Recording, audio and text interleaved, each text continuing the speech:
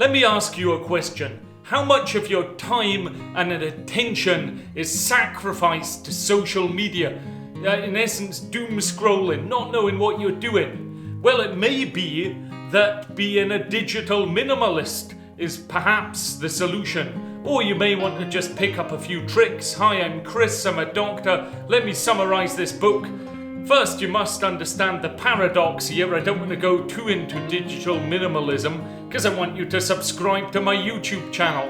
But in essence, why digital minimalism can work is that clutter is costly. And if you clutter your attention with too many apps, devices, services, then it can actually create an overall negative effect that swamps the small individual benefit each of these apps could give in isolation.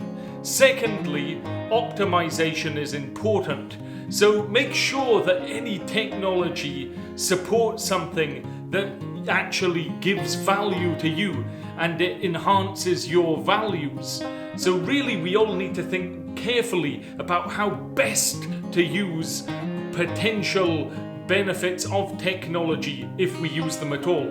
Thirdly, actually intentionality is satisfying because a digital minimalist would derive a significant amount of satisfaction from their general commitment to then actually being more intentional when they do engage with technology. Let's take Twitter for example. I'm on Twitter, feel free to DM me and message me or retweet all my stuff, but you probably won't. And when I started with Twitter, I spent a bit of time on it, and then after a while you become disengaged because you could sacrifice, and if you want to build a good Twitter following, go ahead, but you could sacrifice, say, 10 hours a week doing this, and at the end of the month you may have a few meaningful connections and perhaps some good ideas. But in real life, if you actually went, for example, to an interesting lecture once a month and deliberately pushed yourself to interact with 3 of the delegates in a meaningful, deep conversation, perhaps you'd actually gain that anyway. And if you think of it, that lecture would only cost you 3 hours versus, 40 hours a week on Twitter. In essence, Twitter's not bad, but try and use it in moderation. And what you may want to do is consider a digital declutter process. This is a 30-day process in which you would take a break from optional technologies in your life. So unfortunately Netflix, there is Amazon Prime as well and other providers, non-essential apps like Facebook, you would have 30 days without them. Now, you can't then have it as an excuse for just advocating and saying, well, I'm doing my 30 days detox, I'm not coming to work for 30 days. You'd still have to get a text from your daughter, for example, to pick her up from badminton. Equally, though, this isn't a detoxification in that you're kind of getting clean. It's more of a new lifestyle, because in this 30-day break, what you'll be doing is exploring and rediscovering activities and behaviors that actually you find very satisfying and meaningful. I'm fortunate enough in that I grew up before mobile phones were around. Oh, that may be shocking. Thank you. Yes, thanks for all the kind comments. But no, genuinely, if you can disconnect a bit and think what is meaningful to you, because the goal of this digital declutter isn't just to take time away and kind of feel a bit apprehensive that you're not able to do your routine habit scrolling. It's actually aggressively exploring higher quality activities that after that 30 days you would consider choosing to continue to spend your time doing. It's a bit like decluttering the house. This is the wrong time of year for spring cleaning, but you can do it anyway. And I've actually written, I've written a summary of a book on minimalism, and I've also summarized it here in which I pronounced it more effectively, I hope. Anyway, but this process is taking those distractions away and those compulsive habits that you may often, if you're say queuing in a supermarket, you'll automatically get out your phone and maybe look at the news or something instead of just looking about and enjoying things. So what you're doing is taking those things away deliberately and then thinking, what will I do instead?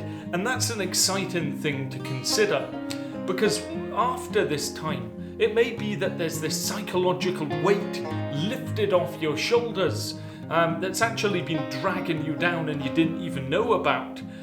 So at the end of this break, what you then have to do is analyze which things you wish to use again. So, and it may be something like Facebook.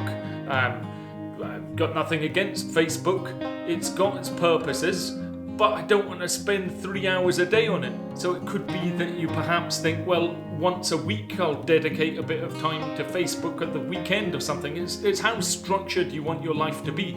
But bear in mind, you will gain time by not using this.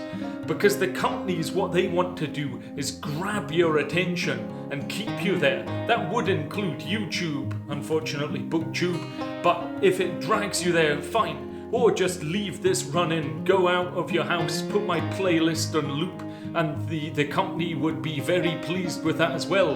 YouTube would.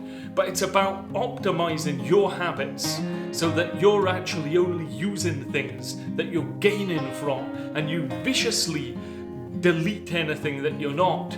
And this will actually allow you to reclaim life. I don't have the news app on my phone. I don't actually watch the news anymore. By the time the Prime Minister keeps changing, somebody eventually tells me, no bother to me. However, just think, what are your values? And if you're installing an app, it has to actually deeply serve that value. If there's a different thing that's better, then don't install the one you had before. Use that. And equally, you need to have a kind of almost standard operating procedure when using these apps to get the best benefit from them. So why bother? I've mentioned that you'll get more free time, but you'll also get more free headspace, because you could argue that we're almost all addicted to our phones. That's having a persistent and intensive urge to undertake a habit instead of doing something else, which can potentially have negative consequences. You wouldn't see this immediately, but it's just when you think of what you could be missing out on. And there's this interesting concept of solitude, and this is a kind of value, a subjective state in which your mind is free from the input of other minds. So even if you're listening to a podcast, that's in essence not allowing you to have solitude. And you could argue that everybody has solitude deprivation because we're using our smartphones too much, and it doesn't allow our brains to switch off.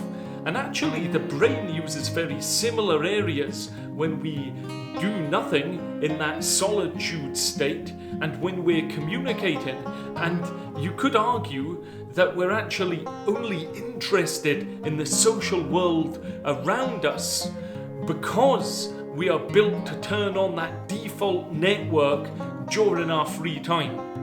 So what's the next steps? Look, I'll be honest, I've not done this 30-day declutter thing, but if you are, good luck. If you want me to, I may well do it.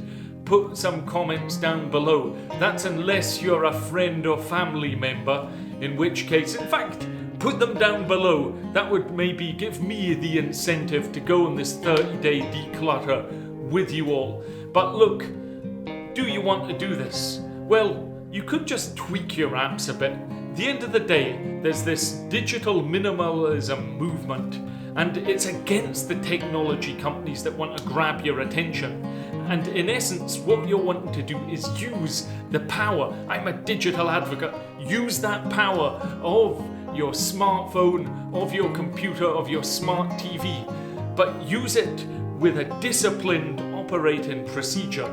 So what you want to almost do is swoop in, extract the value, and then leave before the attention traps that these companies hold jaw down on you and stop you leaving. Well, if you've got this far, great. Of course, you could watch another video, or I wouldn't feel at all upset if you decide to slip away before this attention trap gets you. I'll see you next time.